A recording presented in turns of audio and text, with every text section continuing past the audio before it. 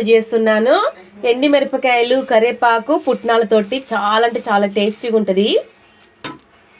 దీంట్లో పల్లీలు కొన్ని వేసేసుకుందాం, పుట్నాలు వేసాం కాబట్టి. జీలకర్ర అయితే నేను ఒక పిడికెడు వేస్తాను అనుకోండి.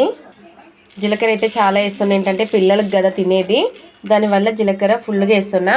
మీ అందరికీ తెలుసు నేను ఎప్పుడైనా కేజీ జీలకర్ర కొనుక్కొస్తానని. కొంచెం దీంట్లో ఎండి కొబ్బరి కూడా వేసుకుందాము. ఓకే అండి, మీరైతే ఇంట్లో మంచిగా ఇలాగా కొంచెమే నూనె వేసుకొని ఇలా వేపుకుంటే, కరివేపాకు చూడండి బాగా వేగింది కదా, మంచిగా టేస్ట్ వస్తుంది. మనం జీలకర్ర ఎక్కువగా వేసాం కాబట్టి పిల్లలకి హాస్టల్లో కారం పొడి చేస్తున్నాను. హాస్టల్ కోసం ఈ కారం పొడిని తయారు చేసేది. మనమైతే అన్నం కడుపు నిండా తినొచ్చండి. ఒక ఎల్లిపాయ వేసేసుకుందాం ఇప్పుడు.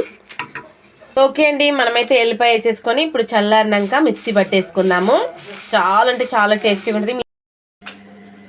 ఓకే అండి, కారం పొడి అయితే రెడీ అయిపోయింది.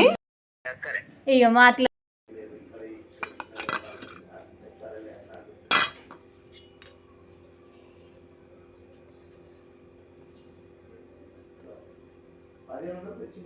వేడి వేడి అన్నంలో కారం పొడి నెయ్యి వేసుకొని తింటే ఎంత బాగుంటుందో తెలుసా.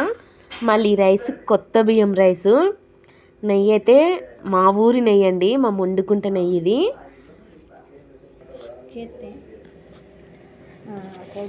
చెయ్యి అయితే బాగా గాలిపోతుంది.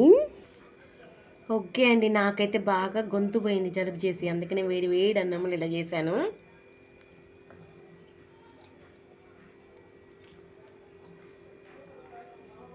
బాగుందా? సూపర్గా ఉంది రమ్య. నీకు కూడా ముద్ద పెడతారా?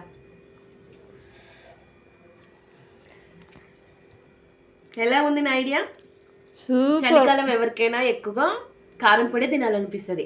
కారం పొడి తినడం వల్ల మన హెల్త్ కూడా చాలా బాగుంటుంది, ఎందుకంటే అన్ని రకాలు వేసి కారం పొడి చేసాం కాబట్టి.